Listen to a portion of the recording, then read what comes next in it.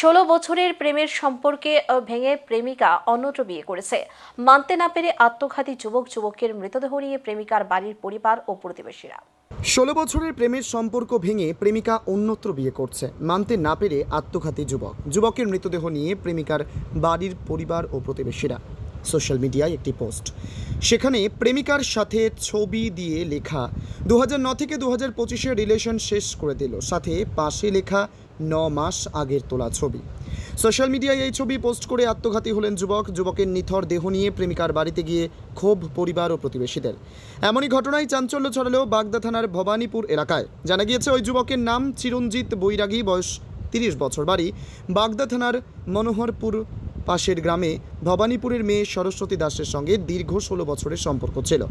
পরিবারের লোকেরা জানিয়েছে, সরস্বতী ওয়েস্ট বেঙ্গল পুলিশে কর্মরত, চিরঞ্জিত ভিন রাজ্যের সেন্টারিংয়ের কাজ করত।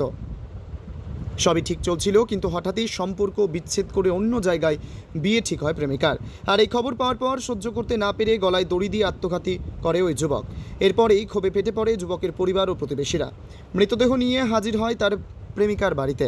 মেয়ের বাড়ির লোকেরা জানিয়েছে, তারা ভাঙচুরও চালায়। এরপর ঘটনাস্থলে আসে বাগদা থানার পুলিশ। পরিস্থিতি সামাল দিতে মৃতদেহটি ময়নাতদন্তের জন্য পাঠিয়েছে পুলিশ। তারপরে আমরাও জানি ওর 15-16 বছর ধরে প্রেম, একটা বিয়ে ঠিক হয়েছিল, তাও বিয়ে করতে বলেছি বাবা তুই সে বিয়ে কর অন্য জায়গা, ওই মেয়েরে ছেড়ে দে। ও তাও শোনেনি, বলছে কি না ওই মেয়েরই বিয়ে করবো। আর মেয়েটার সাথে মাঝে মাঝে ওদিক সেদিক যেত।